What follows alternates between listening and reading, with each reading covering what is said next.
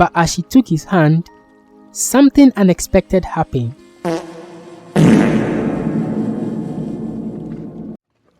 In the heart of the kingdom of Takwa, situated among the rolling hills and vibrant green landscapes of West Africa, there lived a princess whose beauty was unrivaled.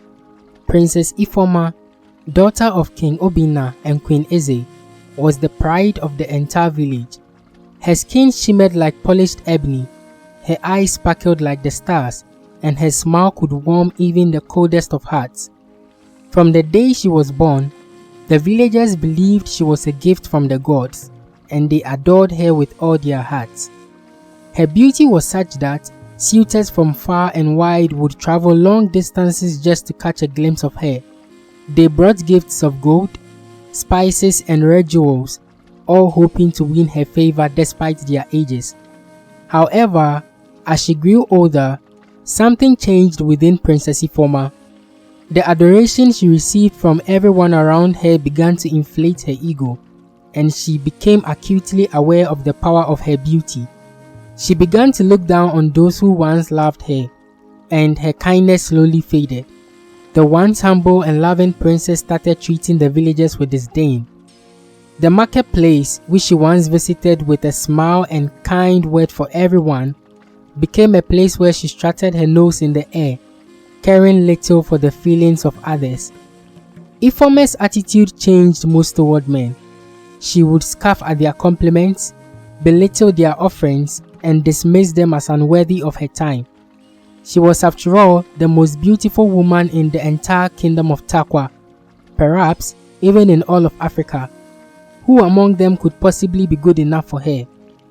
One day, as Ifeoma strolled through the market, her disdainful gaze fell upon an elderly woman who sat by the road, selling clay pots. Her skin was weathered from years of labor under the harsh sun, and her clothes were tattered and patched. Yet, her eyes carried a warmth that contrasted sharply with the coldness of Ifeoma's gaze. The old woman, Mama Nkechi, had been a potter all her life. She was known for her wisdom and the quality of her work, but as age caught up with her, life in the village became harder. On this particular day, Mama Nkechi struggled to sell her wares. People admired her craftsmanship but hesitated to buy, as the pots were slightly more expensive than the mass-produced ones sold by younger potters. As Princess Ifeoma passed by, Mama Nkechi greeted her with a respectful bow. "Ah, Princess Ifeoma, may the gods continue to bless you with beauty and grace," she said with a smile. Princess Ifeoma stopped, looked at the old woman up and down, and smirked. "Do you really think a princess like me would want to buy such plain and ordinary pots? Do you know who I am?" she sneered, loud enough for others in the market to hear. The villagers fell silent, shocked by the princess's harsh words. Mama Nkechi's smile faltered, but she maintained her composure. "Princess, I only meant to offer my humble goods, hoping they may be of use to you. Beauty fades, but a kind heart endures forever," the old woman said gently. Princess Ifeoma laughed scornfully. "Perhaps it is something you tell yourself to make up for your own lack of beauty, you old hag. As for me, Princess Ifeoma, my beauty will never fade. Now get out of my way, you old hag." The villagers exchanged uneasy glances. This was not the princess they remembered. Mama Nkechi's eyes darkened, and she stood up slowly, leaning on her walking stick. "Princess Ifeoma, you may be beautiful on the outside, but your heart is becoming uglier by the day.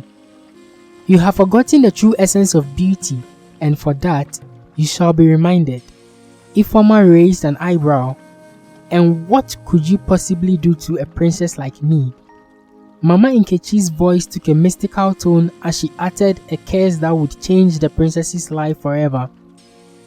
"From this day forward, whenever you are in the presence of men, your beauty shall betray you. You shall pass gas uncontrollably, and no man will ever desire you again until you learn humility." "Charlie, you hear him? Gas, oh!" The old woman said, gas. Charlie, what be gas? Yeah, you don't know anything. Charlie, show him. Eee! Nah, princess dear, she knows sabi dey pass gas like that. This woman just dey bluff. Old woman dear, so nah. A cold wind swept through the market, sending shivers down the spines of the onlookers. Ifeoma, however, merely rolled her eyes and walked away, dismissing Mama Nkechi's words as plain nonsense. But the villagers knew better. Mama Nkechi was not just an old woman, she was known for her deep connection to the spirit world. The next day, Princess Ifeoma attended a grand feast held in her honor at the palace. The most eligible bachelors from neighboring kingdoms had been invited, all eager to court the stunning princess. As she entered the hall, all eyes turned to her, and whispers of admiration filled the room. Prince Adewale of the Kingdom of Oyo, a tall and handsome warrior, approached her with a confident smile. Princess Ifeoma, your beauty surpasses even the most precious gems of my kingdom. May I have the honor of dancing with you? He asked. Princess Ifeoma smiled, ready to revel in the attention. But as she took his hand, something unexpected happened.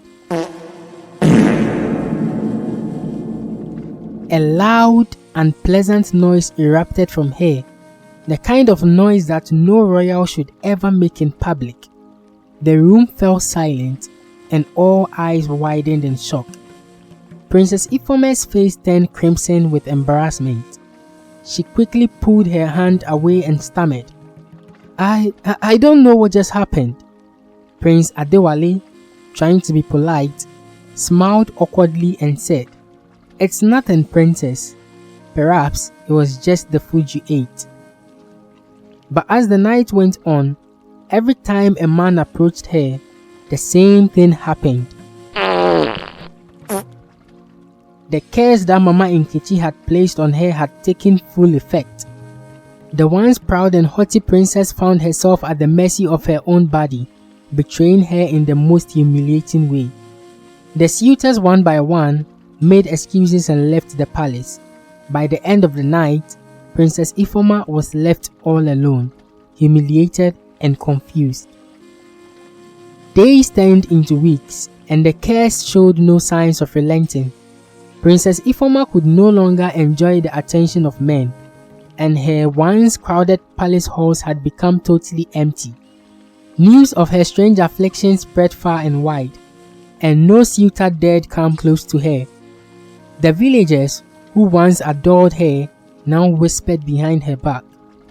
Some pitied her, while others believed she deserved what had happened. Ifeoma's pride began to crumble. She avoided the marketplace and secluded herself in the palace, ashamed and humiliated. The mirror that once reflected her perfect image now seemed to mock her. She could no longer take pride in her appearance, for what good was her beauty if it brought nothing but disgrace? Her parents, King Obinna and Queen Eze, were heartbroken to see their daughter in such a state. They tried everything possible, consulting priests, healers and even offering sacrifices to the gods, but the curse remained. As Ifeoma's world grew smaller, she became consumed by her own misery. Her once haughty spirit died, and she began to question the choices she had made. The loneliness was unbearable, and she longed for the companionship she had taken for granted. But who would ever want to be near her now? One evening, as Princess Ifeoma sat alone in her chambers, she heard a knock on her door. She ignored it at first, assuming it was one of her palace servants. But the knocking persisted. Annoyed, she finally opened the door, only to be surprised by the sight of a young man she did not recognize. He was not like the usual suitors who had once flocked to her palace. His clothes were simple, and his hands were rough from hard work. Yet, there was a calm confidence in his demeanor that intrigued her. "Who are you, and what do you want?" Ifeoma asked, her tone sharp as always. The young man bowed respectfully. My name is Chima, Princess Ifeoma. I am a farmer from the neighboring village. I have come to see you. Ifeoma scoffed. A farmer? What could you possibly want with me?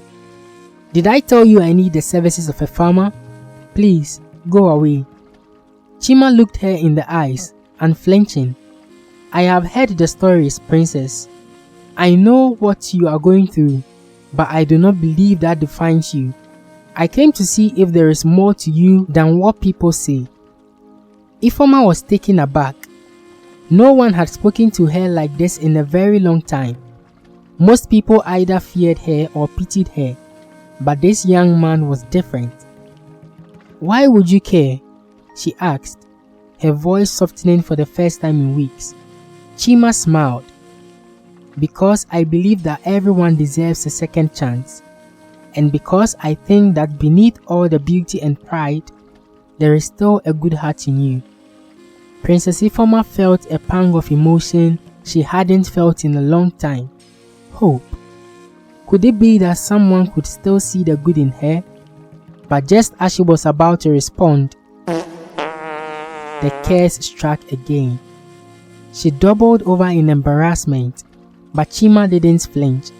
He simply waited for her to recover, his expression unchanged. I understand if you want to leave, Ifeoma said, tears welling up in her eyes. You don't have to stay and endure this. Chima shook his head. I'm not going anywhere, Princess Ifeoma. I came here to see the real you, and I'm not leaving until I do.